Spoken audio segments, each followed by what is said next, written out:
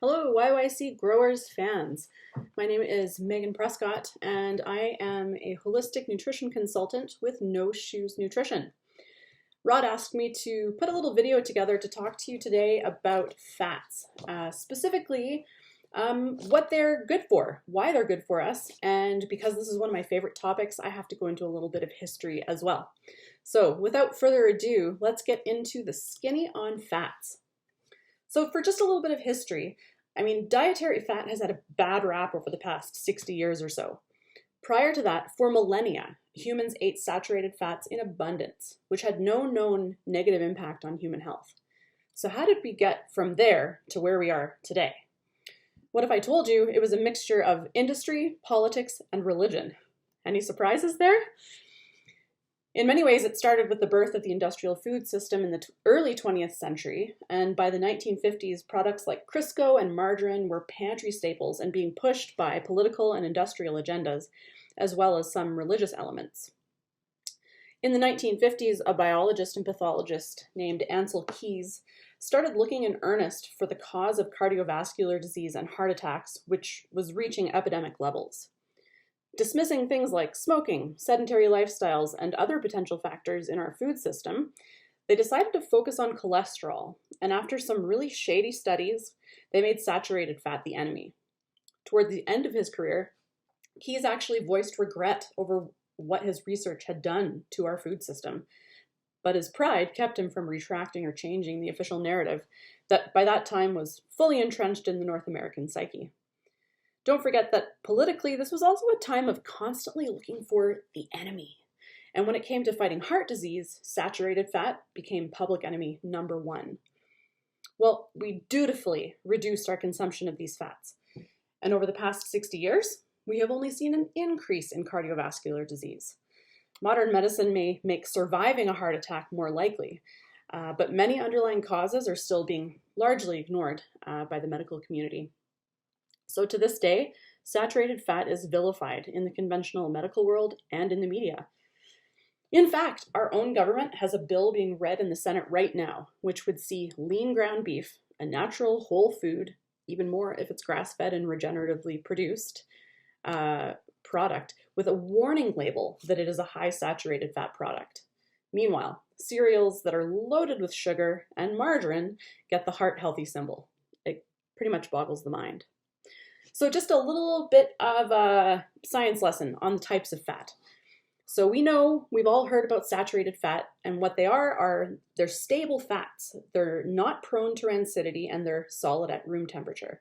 So that would be things like eggs, dairy, meat, animal fats, coconut, and palm.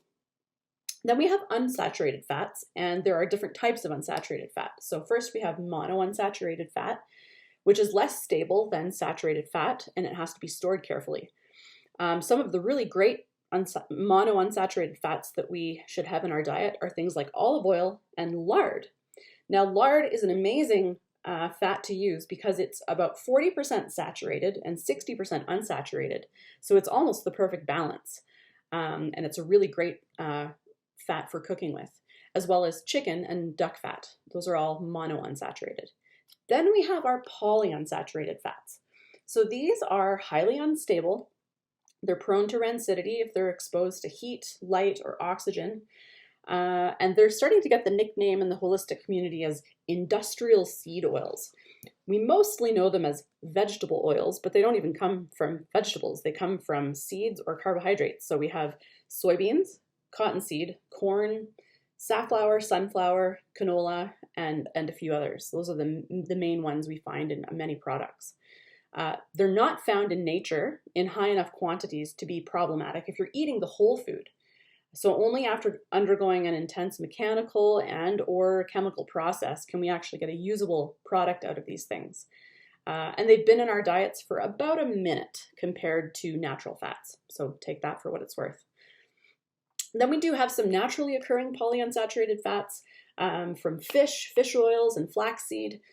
They are still somewhat unstable, but they're not problematic if they're consumed as a whole food. Always grind your flaxseed right before you use it because it will go rancid very quickly. And if it's stored properly, you're good to go. They're also very high in omega-3, which is a really important part of our diets. Then we have this monstrosity known as hydrogenated oils. So this is the process of turning a polyunsaturated fatty acid into the mimic of a saturated fat. So turning it into something that can stay stable at room temperature, such as margarine or Crisco. So I'm going to read you a little excerpt from one of my favorite books. It's called The Big Fat Surprise by Nina Teicholz. This is a great book for more information on everything we're talking about today. So this is an excerpt from Chapter 4, How Vegetable Oils Became King of the Kitchen. The Americans came to see vegetable oil as the healthiest possible kind of fat, which was one of the more astonishing changes in our attitudes about diet in the 20th century. The change in consumption itself was astronomical. The oils went from being completely unknown before 1910 to representing somewhere between 7 or 8% of all calories consumed by Americans in 1999. These fats came into the U.S. food supply in two ways: in bottles of salad and cooking oil with brands like Wesson and Mazola, and more commonly as hardened oils used in margarine, Crisco, cookies, crackers, muffins, breads, chips, microwave popcorn, TV dinners, coffee whitener, mayonnaise, and frozen foods. These solid oils also came to be used in many of the foods sold in cafeterias, restaurants, amusement parks, and sports stadiums. Anything baked or fried in these settings over the past 40 years has typically been made with these hardened oils. The health consequences of these oils, hardened or not, remain largely unknown.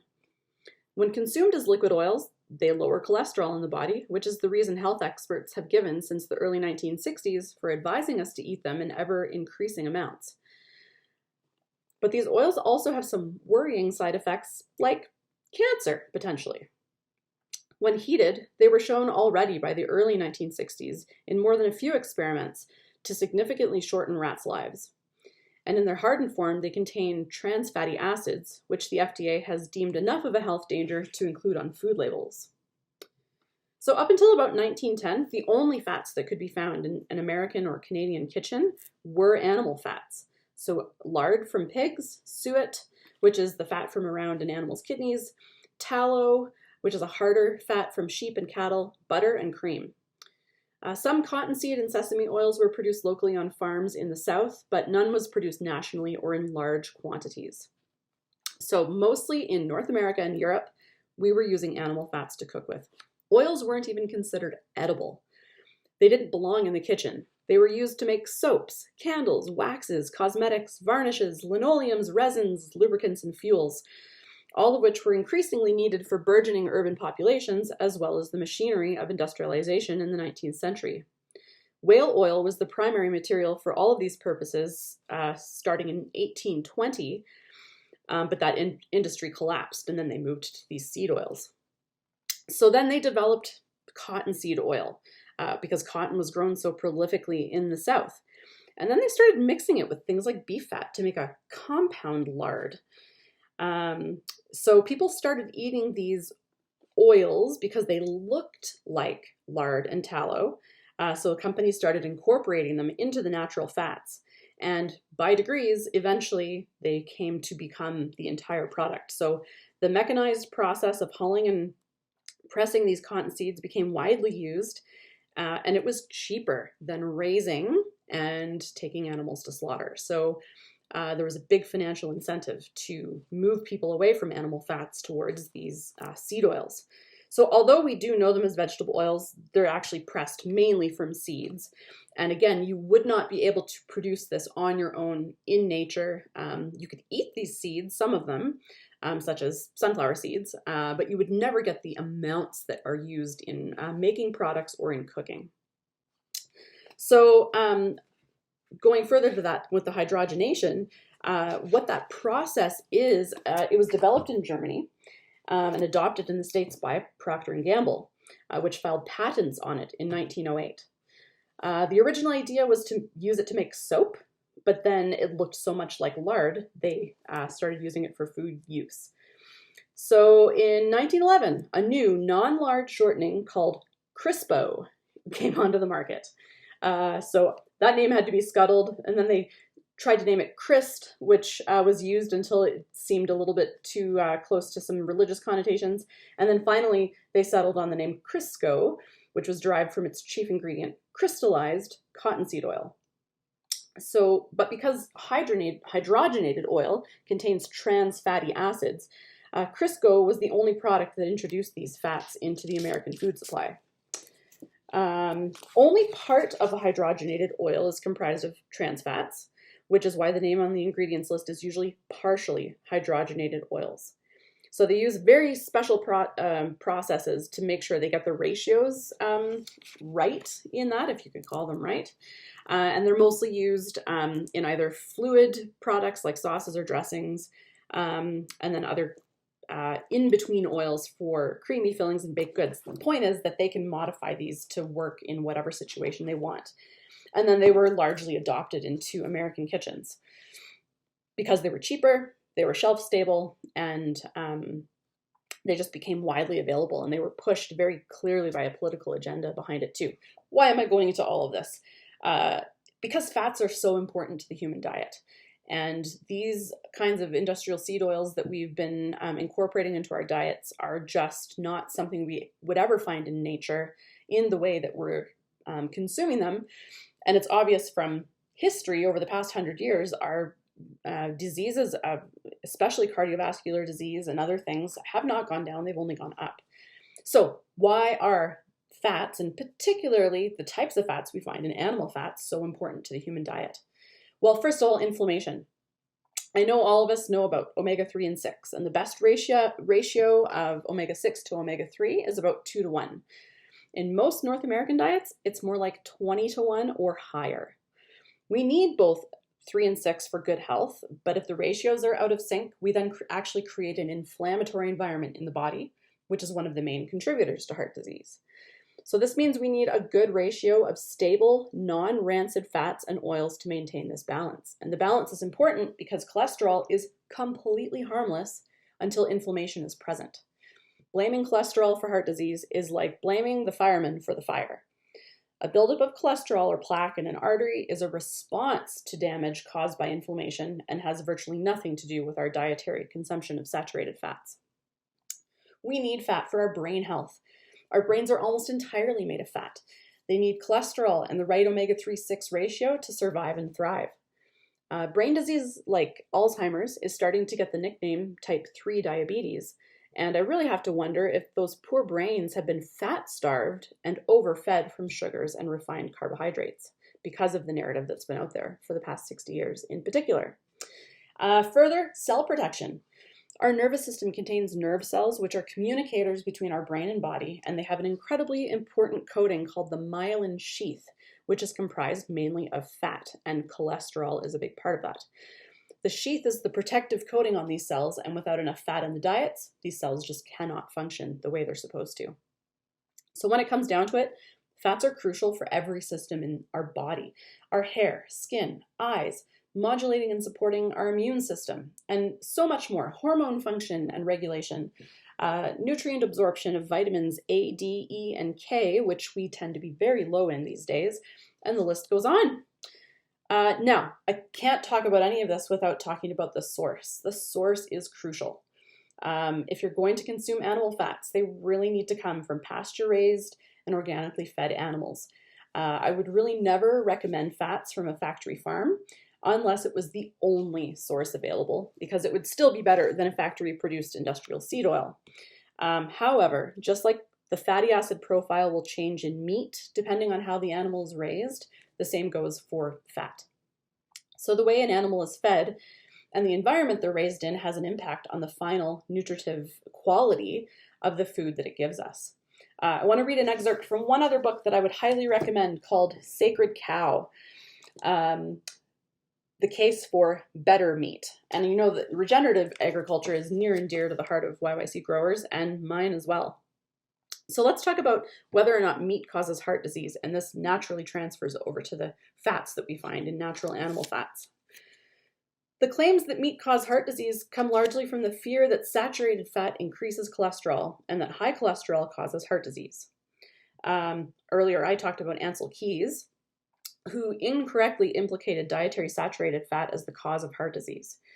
A very large meta-analysis and systematic review of both observational and randomized control trials involving over 600,000 participants concluded that current evidence does not clearly support cardiovascular guidelines that encourage high consumption of polyunsaturated fatty acids and low consumption of total saturated fats. Again, the studies that link dietary saturated fat and cholesterol to heart disease are based on epidemiology. And epidemiology is one of sort of the worst kinds of research because so much of the information in those studies is based on reporting, and reporting is very inaccurate much of the time. So that epidemiology can reveal associations, but not causes. So dietary cholesterol has been vindicated and is no longer a nutrient of concern by the Academy of Nutrition and Dietetics. Once gospel, the diet heart hypothesis has been proven wrong in many books and papers. There is no connection between dietary cholesterol and saturated fat intake and heart disease. Still not convinced? If eating meat caused heart disease, then you'd bet that the Sename, a Bolivian population found to have the lowest rate of heart disease in the world, would likely have a completely meat-free diet. However, approximately 14% of their diet comes from seafood and the game they hunt. Of course, there are other factors to their diet and hunter-gatherer lifestyle that could be contributing to their good health, but they also tend to have a high parasite load, which leads to inflammation, which you would think would then lead to heart disease. A study published in The Lancet reported that their arteries at age 80 look like a typical Westerner's at 50. So if eating meat or saturated fat alone was the cause of cardiovascular disease, we would see it in this population, but we don't. So, knowing all of that information, how do we use animal fats? Lard is amazing for baking and any moderate heat cooking. Again, it has that beautiful ratio of saturated to unsaturated fat, so it's a beautifully balanced fat that we can cook with. Tallow can handle higher heat, so for frying and grilling, that's where it really shines. And it's also really great for your skin, if you dare. You could mix it with essential oils and use it as an ointment for severely dry skin or after a sunburn. Surprisingly enough, it's amazing to help convert that sunburn into a tan. And speaking of sunburns, did you know that if you consume a diet of natural fats and get those polyunsaturated fats out of the diet, you'll be less prone to sunburns? The protection they give us is really from the inside out. Ghee is another great higher heat fat.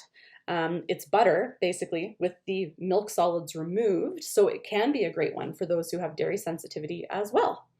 And then, of course, butter. Good old butter. It adds amazing taste, texture, and helps you to absorb those fat-soluble vitamins like vitamin K that are found in our dark green leafy vegetables. And what do we like to put butter on, or ghee? Our dark green leafy vegetables.